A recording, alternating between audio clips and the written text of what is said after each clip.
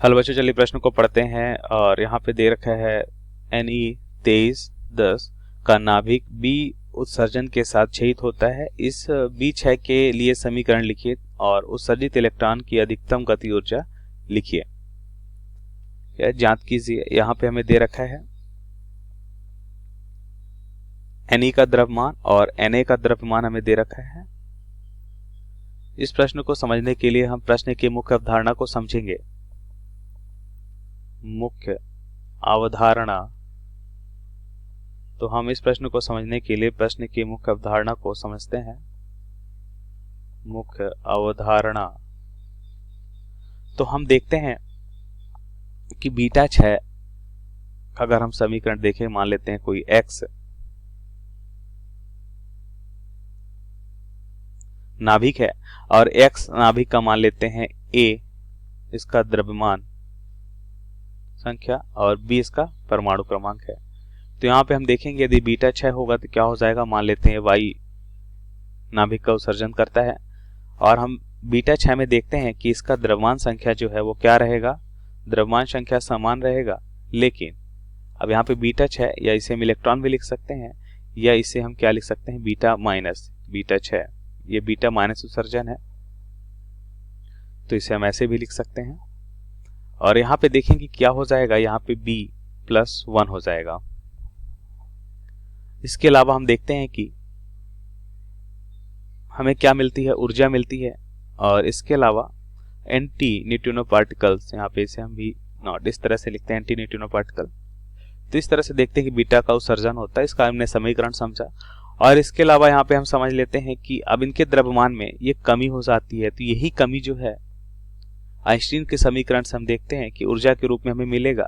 तो इसे हम लिख सकते हैं कि डेल्टा ई क्या हो जाएगा, यह हो जाएगा डेल्टा एम,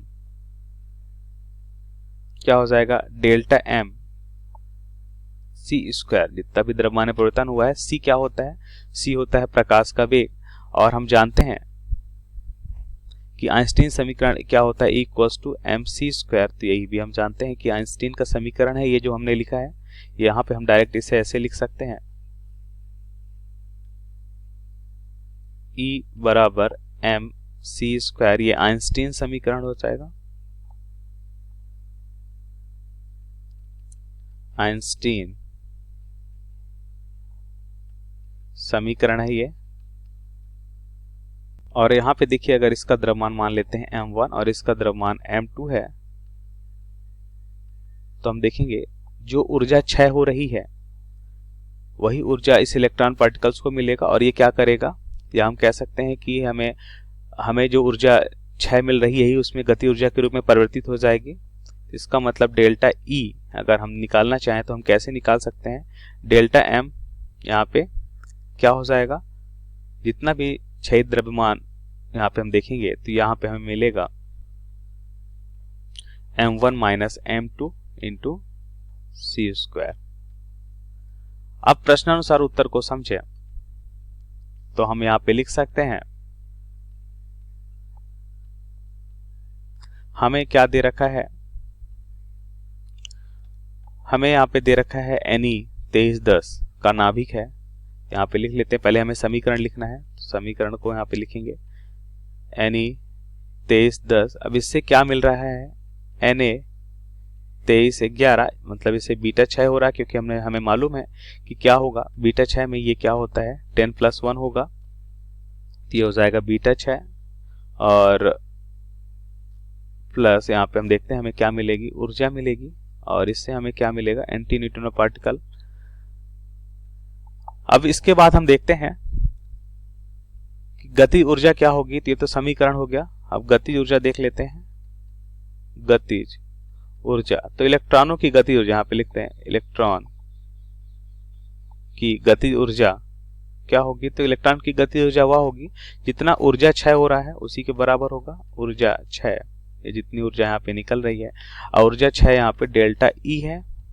अब डेल्टा ही हमने मुख्य अवधारणा में देखा कि क्या हो जाएगा, ये हो जाएगा m, जितना द्रव्यमान में परिवर्तन है या द्रव्यमान में कमी आई है वही ऊर्जा आइंस्टीन के अनुसार हमने देखा कि किसमें हमें मिलेगा, जितना भी द्रव्यमान कम हुआ है वह हमें ऊर्जा के रूप में मिलेगा, और वह ऊर्जा हम देखते हैं कि इस इलेक्ट्रॉन के पास रहेगा और वह उसकी गति ऊर्जा होगी। तो यहाँ से हम निकाल सकते हैं डेल्टा ई क्या हो जाएगा, यही इसकी गति ऊर्जा होगी।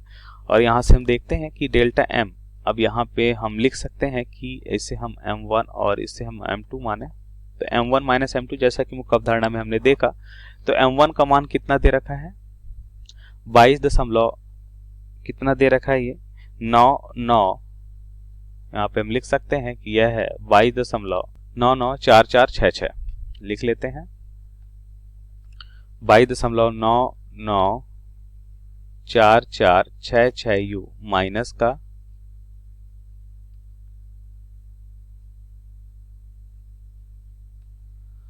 अब यहाँ पे हम देखेंगे Na के लिए 22.989770 22.989770 U भी हम देखें तो U क्या होता है, U हम यहाँ पे देखेंगे कि ये यूनिट 931 कितना होगा, यह मान 931.5 बटा C स्क्वायर, इसका मात्रक होता है मेगा इलेक्ट्रॉन वोल्ट होता है। तो यह हो जाएगा इकाई द्रव्यमान का मात्रक। अब यहाँ पे हम देखेंगे, देखिए यहाँ पे C स्क्वायर भी होगा, और इसे हल करने पे हमें क्या मिलता है, ध्यान से देखिए, इसे हल करने पे हमें मान मिलेगा 22.994466 और 22.989770। इसको हल करने पे हमें मिलेगा 0.004696। U को हमने बाहर कर रखा है तो U भी लिखेंगे, और C स्क्वायर है, और U का मान हमने देखा कि 931.5 मेगा इलेक्ट्रॉन वोल्ट बटा C स्क्वायर होगा।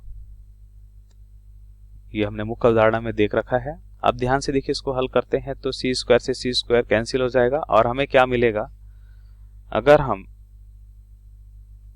0.004696 में 931.5 का गुणा करें तो हमें मान कितना मिलेगा, डेल्टा ई बराबर हमें मिलेगा 4.3743 मेगा इलेक्ट्रॉन वोल्ट। यही होगा उस इलेक्ट्रॉन की गति ऊर्जा जो हमें यहाँ पे मालूम करनी थी। तो हमारे प्रश्न का सही उत्तर है। आशा करते हैं आपको समझ आया होगा। धन्यवाद।